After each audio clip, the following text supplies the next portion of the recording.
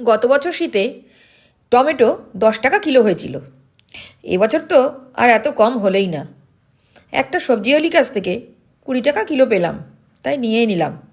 টমেটোর spicy jam বানাবো। কিছুদিন আগে, মানে এই শীতেই আর কি, টমেটোর কেচাপ বানিয়েছিলাম। আপনাদের কাছে অনেক ভালোবাসা পেয়েছি। এখানে 1 কেজি পাকা টুসটুসে লাল লাল টমেটো নিয়েছি। এইভাবে ছোট ছোট টুকরো করে কেটে নিলাম। সব কটাই কাটা হয়ে যাওয়ার পর কড়াইতে ফেলে দিলাম।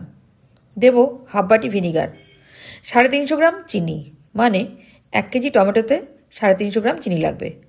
দেব 1 চামচ নুন। এবার ওপর নিচ করে ভালো করে নেড়ে চেড়ে দেবো। চিনিটা একদমই গলে গেছে নাড়তে নাড়তে। এবার দেব বেশ কিছুটা পাকা লঙ্কা, কিছুটা আদার কুচি, কিছুটা রসুন কুচি।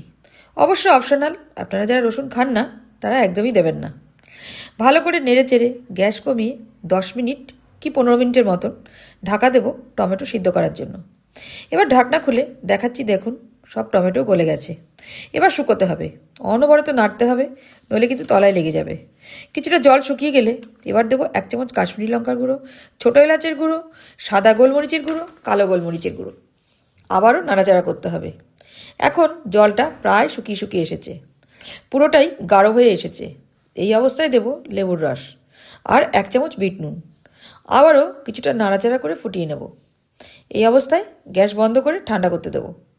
এখন পুরোটাই ঠান্ডা হয়ে গেছে। এবার দেব একটু জিরে ভাজার গুঁড়ো। নেড়ে চেড়ে উপর নিচ করে কাঁচের জারে তুলে নেব।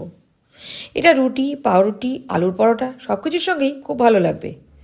আপনারাও শীতে টমেটো থাকতে থাকতে, মানে সস্তা থাকতে থাকতে, এভাবে স্পাইসি জ্যাম বানিয়ে সারা বছর সংরক্ষণ করুন। ভিডিওটা ভালো লাগলে একটা লাইক দিয়ে দেবেন।